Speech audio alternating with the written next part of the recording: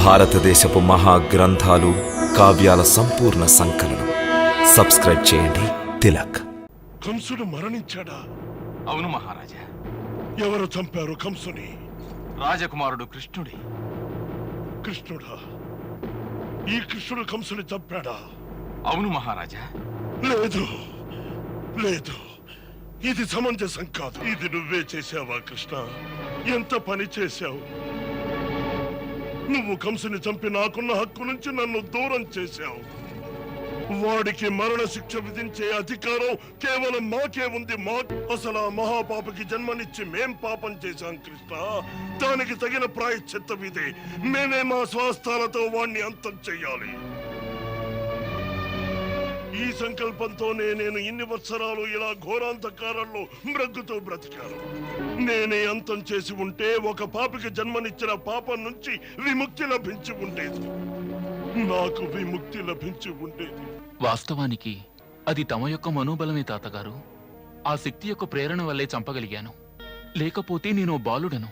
అంత గొప్ప శక్తి నాలో ఎక్కడుంది తాతగారు?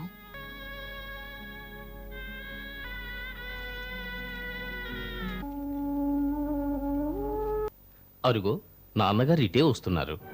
కాస్త ఓర్పుతో నా మాటలు వినండి. పుత్రుడు పెరిగి పెద్దవాడైన తరువాత అతని మాతాపితలు కర్తవ్య నిర్వహణకు అతన్ని తమ నుంచి దూరంగా పంపించరా? బయలుదేరే ముందు కూడా యశోదమాతతో ఈ విషయమే చెప్పాను. ఇప్పుడు కర్తవ్య నిర్వహణకు వెళ్తున్నాను. అందుకోసం నేను ఎంత దూరం వెళ్ళవలసి వచ్చినా, ఎటువంటి ప్రదేశంలో ఉన్నా నీ పుత్రుడనే చెప్పుకుంటాను.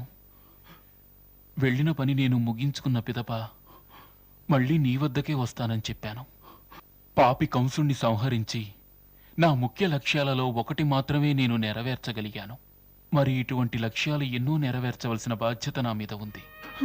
మాతాపితలను వదిలి మమతానురాగాలకు దూరంగా ఇప్పుడు మహా కఠోరమైన కర్తవ్య పదంలో పయనించబోతున్నాను. నా మార్గానికి అడ్డు రాకండి. బహుదూరం వెళ్తున్నాను. కృష్ణయ్య, నిన్ను అర్థం చేసుకోవటం మహా కఠినం నాయన.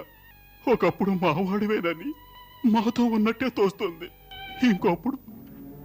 ఇంకోప్పుడు ఎంతో దూరంగా ఉన్నట్టు, ఎవరికి చెందనట్టు తోస్తుంది. అదే సత్యమని నమ్మండి. మీ వాడినై నిత్యం మీతోనే ఉంటాను. పరాయి వాడినై బహుదూరంగా ఉంటూ ఎవరికీ చెందను. వాస్తవానికి ఇదే జ్ఞానానికి ఆధారం నాన్నగారు. అంతేకాని ఇలా తమరు భావావేశాలకు లోను కాకూడదు. తమరి భావావేశం తమ పుత్రుని మార్గానికి ప్రతిబంధకమై నిలిచి ముందుకు వెళ్లనివ్వకుండా అతన్ని నిలిపివేసి నేడు ఈ తండ్రి మాట ఇస్తున్నాడు. ఇక పైన ఎప్పుడూ రోధించడు, నీ మార్గాన్ని నిరోధించడు. మీ ఇద్దరికి విజయం కలుగుగా.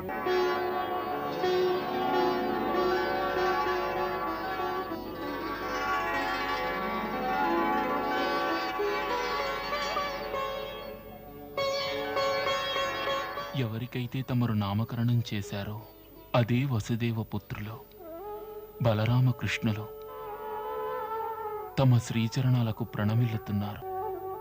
తమ ద్వారా సదా ధర్మానికి జయం కలుగుగాక, సమస్త ప్రాణులకు మేలు కలుగుగాక. కుటీరంలోనికి వెళదాం, దయచేయండి. గురుదేవా, ఏ పరిస్థితుల వల్ల ఈ ఇరువురికి యజ్ఞోపవీత కార్యక్రమం జరగలేదో అందువల్లనే నేడు మేము తమ దర్శనార్థం వచ్చాం. తమరు మా యదువంశానికి కులగురువులు కావున శుభముహూర్తం చూసి యజ్ఞోపవీత కార్యక్రమాన్ని ముగించి మా కులాచారం ప్రకారం వీరిని తమ శిష్యులుగా స్వీకరించండి. కుమార వసుదేవ, తమరి సంకల్పం చాలా శుభకరమైనది. శుభాశుభ ముహూర్తాల ఆలోచన సామాన్య జీవుల కోసం నిర్దేశించబడింది. మరి ధరిత్రిలో కొన్ని పునీతమైన ఆత్మలు ఉంటాయి. అవి స్వయం భగవంతుని స్వరూపాలు. వారి మీద కాలం యొక్క ప్రభావం ఉండదు. వారే స్వయంగా కాలాన్ని ప్రభావితం చేయగలరు. వారేది తలిస్తే ఆ యత్నంలో శుభం జరుగుతుంది. ఏ ఘడియలో తలపెడితే ఆ ఘడియలే శుభ ఘడియలవుతాయి. అంటే తమ ఈ ఇరువురు పుత్రులు బలరామ శ్రీకృష్ణులు ఆ కోవకు చెందినవారే.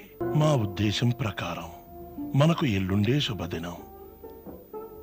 ఆ శుభదినాన్నే ఈ కార్యాన్ని కానివ్వండి.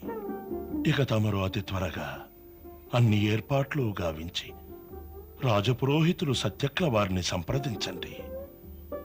వారు తమకు పూజాది హోమాలకు వలసినవి సేకరించగలరు. ఆజ్ఞ గురుదేవా.